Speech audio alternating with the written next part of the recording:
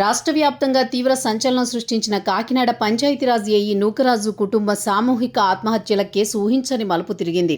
దీనికి కారణం మతం మార్పిడి ఒత్తిడి అని పోలీసులు తేల్చారు. ఈ మేరకు కాకినాడ ఎస్పీ ధృవీకరిస్తూ వివరాలు వెల్లడించారు. ప్రస్తుతం నిందితుడు షేక్ షాదిక్ ఖాన్ పోలీసుల అదుపులో ఉన్నాడు. కోర్టులో హాజరుపరచగా రిమాండ్ విధించినట్లు కాకినాడ జిల్లా ఎస్పీ తెలిపారు. కాకినాడ పంచాయతీరాజ్ ఏఈ నూకరాజు, ఆయన కుటుంబం గోదావరి నదిలో దూకి ఆత్మహత్య చేసుకున్న ఘటన తెలుగు రాష్ట్రాల్లో తీవ్ర సంచలనంగా మారింది.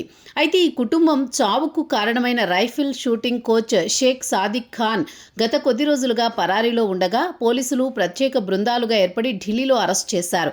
ఆదివారం నాటికి కాకినాడకు తీసుకువచ్చారు. కోర్టులో హాజరుపరచగా రిమాండ్ విధించారు.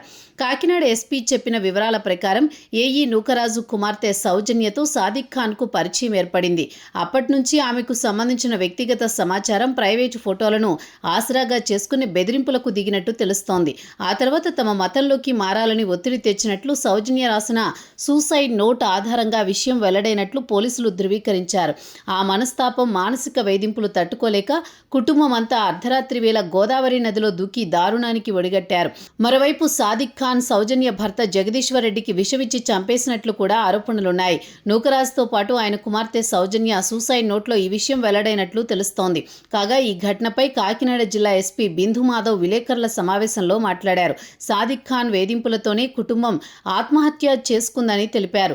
రాజమండ్రిలో తొలుత కేసు నమోదు చేసినట్లు తెలిపారు. నూకరాజుతో పాటు ఆయన కుమార్తె సౌజన్య స్కూటీలో సైతం సూసైడ్ నోట్లు లభ్యమయ్యాయి. నిందితుడిని అదుపులోకి తీసుకుని కోర్టులో హాజరు పరిచామని చెప్పారు. ప్రస్తుతం రిమాండ్ విధించినట్లు తెలిపారు. ఆయనను కస్టడీలోకి తీసుకుని ప్రశ్నిస్తామని కూడా చెప్పుకొచ్చారు. అయితే ఇబ్బందికర పరిస్థితులు వచ్చినప్పుడు, ఇటువంటి ఘటనలు ఎదురైనప్పుడు నిర్భయంగా పోలీసులకు ఫిర్యాదు చేయాలని జిల్లా ఎస్పీ కోరారు. క్షణికావేశంలో ఎలాంటి నిర్ణయాలు తీసుకోవద్దని కోరారు. కాగా నిందితుడు సాదిక్ ఖాన్ కూడా కోర్టు 14 రోజుల రిమాండ్ విధించింది.